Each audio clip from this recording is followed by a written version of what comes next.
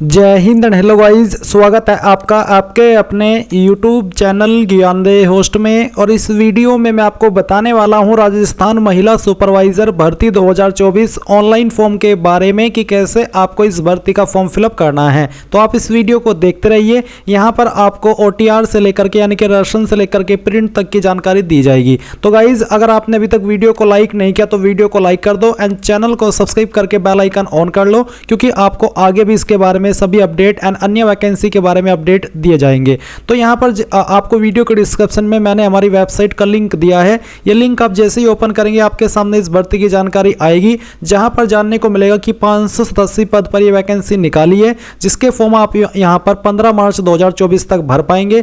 किसमें कितनी वैकेंसी है, जैसे कि female supervisor women empowerment 176, female supervisor anganwadi worker 202, female supervisor women इसके लिए 209। और आप देख सकते हैं कि किस पर क्या क्वालिफिकेशन चाहिए अप्लाई करने के लिए। ये सब जानकारी चेक करने के बाद में आप यहां पर OTR की जानकारी देख लीजिए। अगर आपने OTR यानी कि वन टाइम राशन नहीं किया तो आप इस वीडियो को देख करके वन टाइम राशन कर लीजिएगा। एंड इसके बाद में आप यहां पर इंपोर्टेंट लिंक के सेक्शन में आएंगे तो आपको अप्लाई ऑनलाइन लिंक इसके ऊपर क्लिक करना है। देन आपके सामने यहां पर SSO का इंटरफेस आ जाएगा। मैं आपको बता दूं कि अगर आपने इस वेबसाइट का इस्तेमाल करके पिछले 4-5 साल के अंदर कोई भी फॉर्म भरा है तो आपका अकाउंट बना हुआ होगा। आपको यहां पर दोबारा से राशन करने की आवश्यकता नहीं है। आप उसी डिटेल से लॉगिन करेंगे, जिसमें कि आपको आपकी SSO ID या फिर यूजर नेम यहां पर एंटर करना है एंड जो आपने पासवर्ड बनाया था वो डालना है। बट गाइस, अगर आप आपका पासवर्ड भूल चुके हैं तो आप यहां पर I forgot my password click here, इसके सामने क्लिक हियर पर क्लिक करेंगे एंड देन जो आपकी SSO ID है वो यहां पर डालेंगे। जो मोबाइल नंबर या फिर ईमेल ID आपने रजिस्टर की थी वो डालेंगे। ये कैप्चा कोड फिल करेंगे एंड देन सबमिट के ऊपर आप जैसे ही क्लिक करेंगे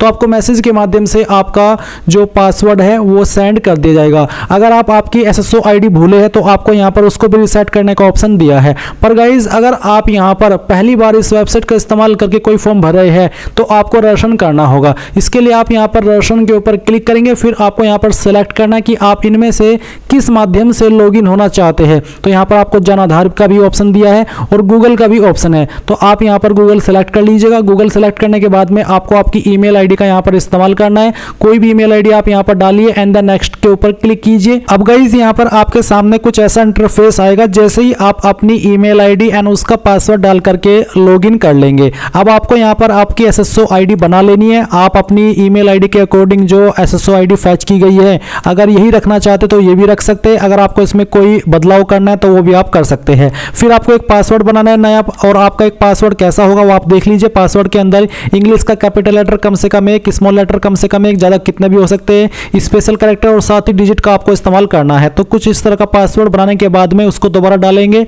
वेरीफाई कर देंगे, अपना मोबाइल नंबर डालेंगे जो कि आप रजिस्टर करना चाहते हैं और यहाँ पर ईमेल आपकी ऑलरेडी दी गई है। इसके बाद में आपको रजिस्टर के ऊपर क्लिक करना है। अब गाइज, आपके सामने लॉगिन का पेज आएगा, जैसा कि आप यहाँ पर देख सकते हैं। अब आपको यहाँ पर वो आपकी SSO ID डालनी है जो कि अभी आपने बनाई है, या फिर आपका यूजर नेम डालना है, आपका पासवर्ड डालना है जो कि अभी आपने बनाया। ये कैप्चा कोड डालेंगे एंड देन लॉगिन के ऊपर क्लिक करेंगे। अब गाइज, आपके सामने यहाँ पर ये अपडेट प्रोफाइल का ऑप्शन आएगा। तो आपको सबसे पहले आपका फर्स्ट नेम एंटर करना है 10th के सर्टिफिकेट के अकॉर्डिंग। फिर आपको आपका लास्ट नेम एंटर करना है। इसके बाद डिस्प्ले नेम अगर आप अपना चेंज करना चाहते हैं तो ये भी आप यहाँ से चेंज कर सकते हैं। फिर आपकी जो डेट ऑफ बर्थ है वो आपको यहाँ पर इस तरह से कैलेंडर के ऊपर क्लिक करके सिलेक्ट कर लेनी है। पहले ईयर, फिर मंथ और उसके बाद में डे। देन गाइज, यहाँ पर जेंडर आपको सिलेक्ट करना है। अगर आप यहाँ पर नंबर ऐड करना चाहते हैं, आपने नहीं किया तो आप यहाँ पर इसके सेक्शन के ऊपर क्लिक करके अपना नंबर डालेंगे। सेंड OTP पर क्लिक करेंगे तो OTP जाएगा, वो OTP यहाँ पर डाल करके वेरीफाई करना है। ईमेल ID भी आप यहाँ पर ऐड कर सकते हैं या फिर चेंज कर सकते हैं। इसके अलावा आपको यहाँ पर पोस्टल एड्रेस में जो आपका प्रेजेंट एड्रेस है वो फिल करना है, और फिर जो आपका पोस्टल कोड है वो भी आपको यहाँ पर डाल देना है। पोस्टल कोड यानी कि जो आपका पिन कोड लगता है वो पिन कोड आप यहाँ पर लिखेंगे। सिटी डिस्ट्रिक्ट कौन सी है वो भी आपको यहाँ पर अपनी एंटर कर देनी है। एंड इसके बाद में गाइस, आपकी जो स्टेट है वो भी आपको यहाँ पर सेलेक्ट कर लेनी है। फिर अगर आपकी बहामासा ID है तो वो आप यहाँ पर डाल देंगे। अगर नहीं है तो आप इसको ऐसे ही छोड़ दें। जन आधार ID है तो वो यहाँ पर डाल देंगे एडिट के ऊपर क्लिक करके, नहीं तो आप इसको ऐसे ही छोड़ देंगे।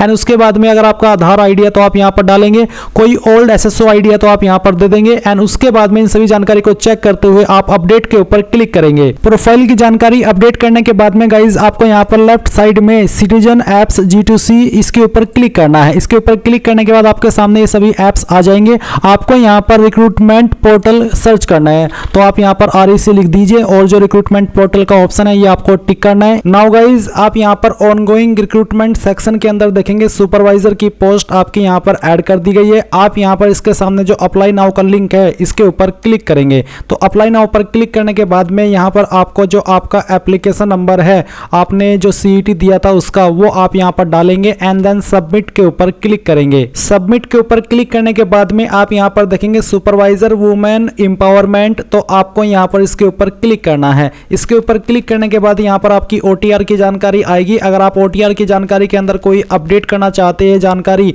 तो आप अपडेट के ऊपर क्लिक करके कर लेंगे, नहीं तो आपको प्रोसीड पर क्लिक करना है। प्रोसीड पर क्लिक करने के बाद कुछ जानकारी आपकी यहाँ पर OTR की दी गई है। अगर आपको इनमें से कोई भी जानकारी अपडेट करनी है तो आपको OTR की जानकारी ही अपडेट करनी होगी, अपडेट प्रोफाइल पर क्लिक करके। नहीं तो आप यहाँ पर जो आपको बिल्कुल व्हाइट में देखने को मिल रहा है वो जानकारी यहाँ पर भरेंगे। जैसे कि आप यहाँ पर मदर नेम एंटर करेंगे, इसके बाद में आपकी कास्ट कैटेगरी कौन सी है वो आपको सेलेक्ट कर लेनी है। अगर आपकी यहाँ पर विकलांग कैटेगरी है तो आपको सेलेक्ट कर लेना है आपकी कैटेगरी को, नहीं तो आप नॉट एप्लीकेबल को टिक करेंगे।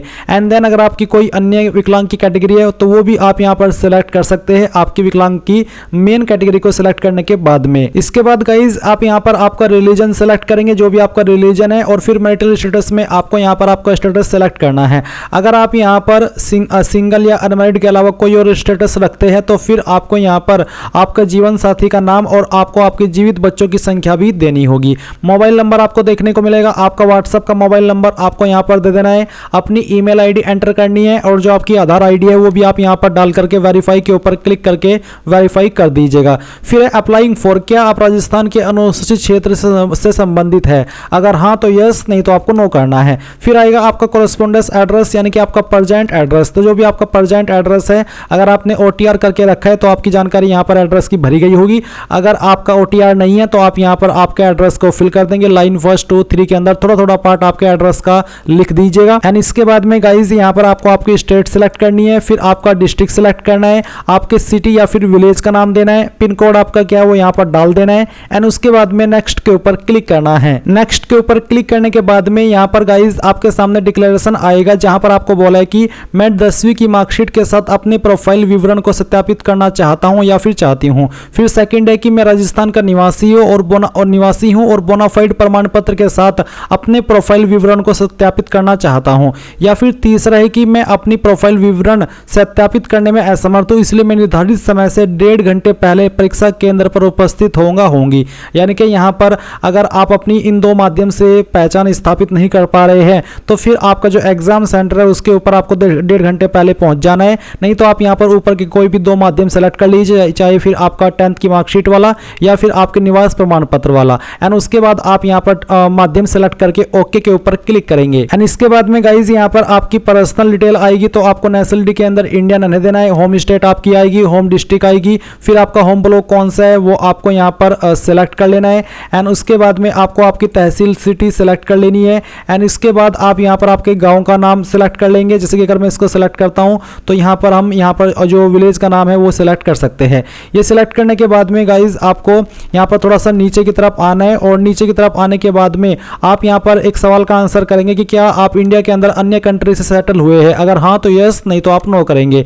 एंड उसके बाद में क्या आप एक्स सर्विसमैन है? अगर हाँ तो यस, नहीं तो आपको नो करना है। क्या आप उत्कृष्ट खिलाड़ी है? अगर हाँ तो यस, नहीं तो यहाँ पर भी आपको नो करना है। क्या आप एनसीसी कैडेट प्रशिक्षक है? अगर हाँ तो यस, नहीं तो आप नो करेंगे।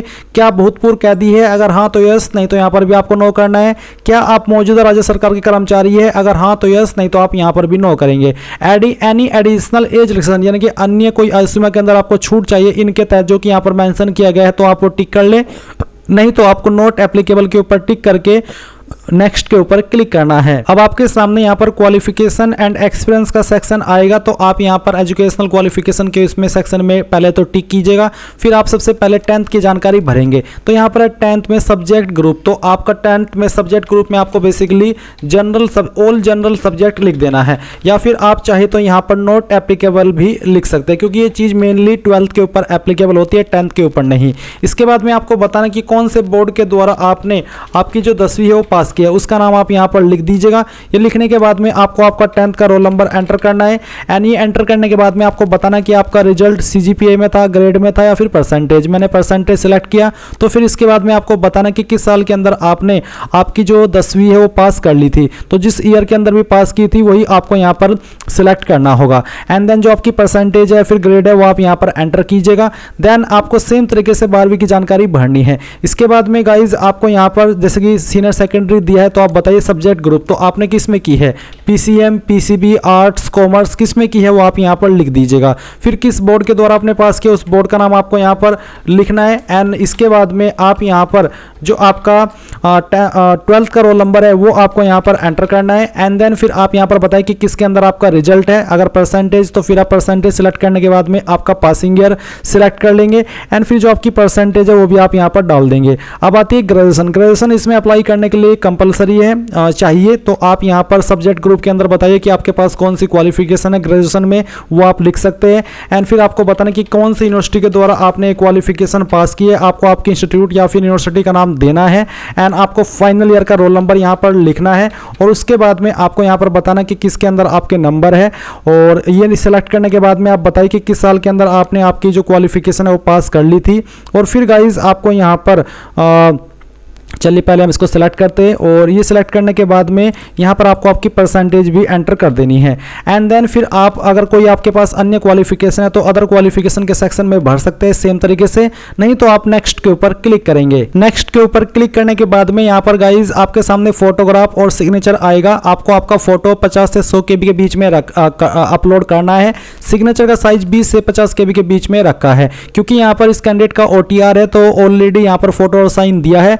अगर आप यहाँ पर फर्स्ट टाइम फॉर्म भर रहे हैं तो आप यहाँ पर आपका फोटो और साइन अपलोड करेंगे। इसके बाद में विजिबल बॉडी मार्क, आपकी बॉडी के ऊपर वो निशान जिससे आपकी बॉडी की पहचान होती है वो निशान के बारे में आप यहाँ पर लिख दीजिएगा। ये निशान आपकी बॉडी के ऊपर कहीं पर भी हो सकता है। अगर आपकी बॉडी के ऊपर कोई भी निशान नहीं है तो फिर आप यहाँ पर नो मार्क लिख दीजिएगा एंड देन नेक्स्ट के ऊपर क्लिक करेंगे। नेक्स्ट के ऊपर क्लिक करने के बाद में आपके सामने आपके फॉर्म का प्रीव्यू आ जाएगा। आपने जो भी जानकारी शुरू से लेकर के अभी तक भरी है वो सभी चेक कर लीजिए एंड देन यहाँ पर डिक्लेरेशन के ऊपर टिक कीजिए। अगर आपको लगता है कि कोई जानकारी गलत हो गई है तो अपडेट के ऊपर क्लिक करके अपडेट कर ले, नहीं तो यहाँ से आप फाइनल सबमिट कर दे और फाइनल सबमिट करने के बाद में यहाँ पर फॉर्म आपका सबमिट हो जाएगा और फिर आप यहाँ से अपने एप्लीकेशन फॉर्म का प्रिंट ले पाएंगे। तो इस तरह से गाइज आप लोग राजस्थान महिला सुपरवाइजर ऑनलाइन फॉर्म 2024 को भरेंगे। एंड गाइज मैंने ये वीडियो आपके लिए रात में ही बनाई है। आप यहाँ पर देख सकते हैं कि अभी क्या वक्त हुआ है, मैं आपको एक बार दिखा देता हूँ।